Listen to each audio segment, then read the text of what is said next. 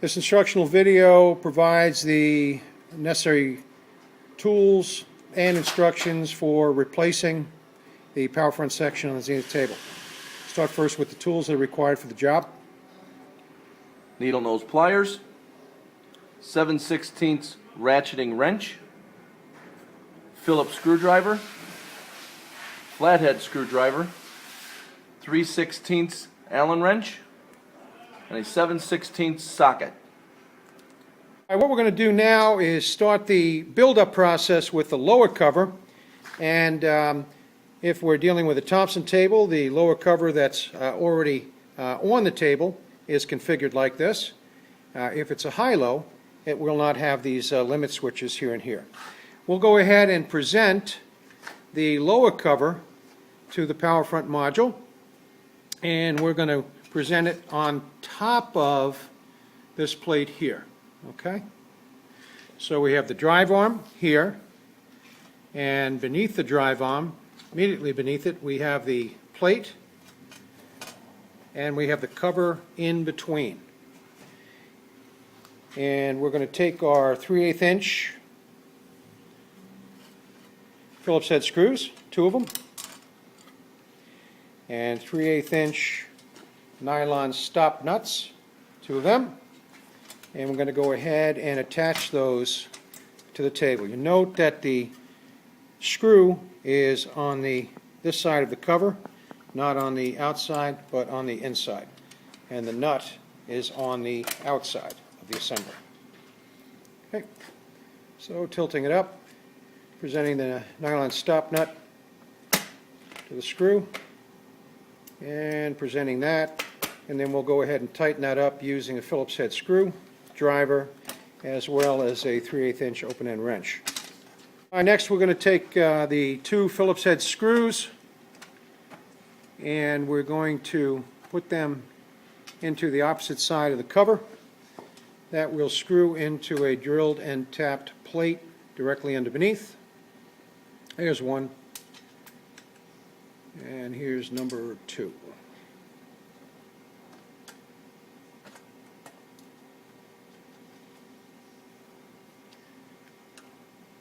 Tighten those up, hand tight. Good. And now we've got the lower cover completely attached to the power front module.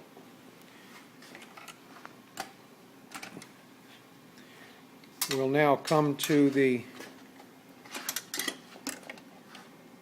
other screws with the nylon stop nut as well as the Phillips head, and we're now going to tighten those down securely. Okay. There's one. Flip it over, and notice we got a White Sox fan here, right here, World Series champions, as an aside. We'll tighten up the second one, and that's going to be also hand tight. Good. That module's done. Now we're going to present the upper cover to the assembly. The rear of the assembly will sit flush. Coming to the front, we have a bent tab here that sits immediately above the power front motor assembly. We'll take our Phillips head screws and go ahead and tighten those down. 1, 2. Good. And good. Hand tight. And that completes the installation of the upper cover. Now we're going to take the power front assembly and we're going to feed the wires through, okay, on that side there. And in our hand we've got a 5/16 inch cap head screw, and the 5/16 cap head screw is going to mount the plate into the hole in the pipe. And we're going to work with the rear hole as best practice. So we'll position the power front assembly up in place, and we'll take our cap head screw and we'll run that cap head screw through the rear hole in the plate into the pipe. All right, and once that screw is in place, that will hold the assembly for the other 3 screws to follow. All right, the next activity is we'll move to the other side of the table.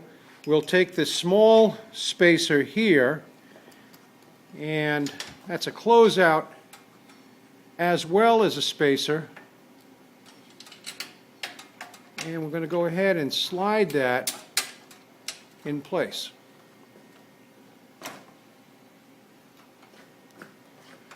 All right, then we'll take our 5/16 cap head screw, and also working to attach it to the rear hole, we'll catch a couple threads using our Allen wrench, and then we've secured the left and right side, and have a few activities remaining, but essentially the module is back into the table. Now we've got the spacer as well as the front and rear screws installed. All right, so at those 2 points here, that side of the installation is done. These are not yet fully tightened, but it's holding the entire assembly in place. We're going to move back to the other side of the table, and we're now going to remove that rear screw.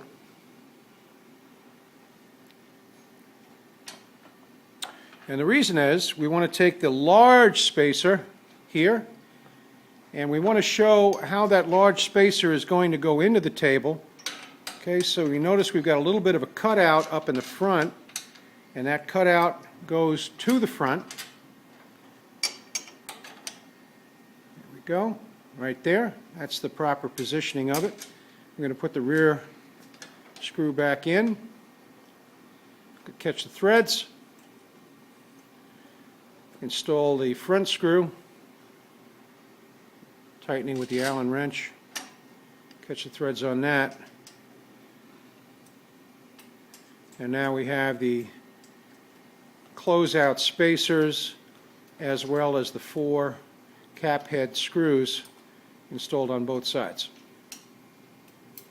At this point, we're going to make all of those screws hand tight, good hand tight. There we go. And we'll move to the other side, and we'll now hand tighten the other 2 screws.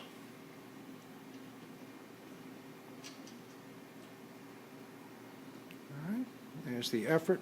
Make that hand tight. Go to the rear, same process.